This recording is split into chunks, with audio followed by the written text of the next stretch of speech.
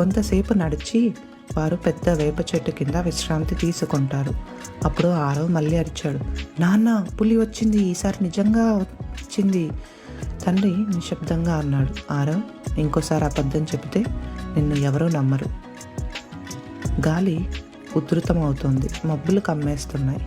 ఆరవ్ కొద్దిగా భయపడతాడు. నాన్న, ఇప్పుడు నిజంగా పులి వస్తే? తండ్రి నవ్వుతూ, మనసు శాంతిగా ఉంచుకో బాబు, భయం ఉంటే కూడా నిజం చెప్పడం మర్చిపోవద్దు అని చెప్పి ఆరవ్ వాళ్ళ నాన్న ముందుకు సాగాడు. మబ్బులు కమ్ముకుని రావటంతో వాళ్ళ నాన్న కాంప్లెక్స్ సిద్ధం చేస్తున్నాడు. ఇంతలో ఒక గంభీరమైన గర్జన వినిపిస్తుంది. ఆరవ్ వెనక్కి తిరిగి చూస్తాడు. ఒక పెద్ద పులి పొదల వెనక నుంచి బయటకు వస్తుంది. నాన్న, పులి వచ్చింది, నిజంగా పులి వచ్చింది అని అరుస్తాడు ఆరవ్. కానీ తండ్రి ఇప్పుడు అబద్ధమే కదా అని అనుకుంటాడు. పులి దగ్గర పడుతుండగా గర్జన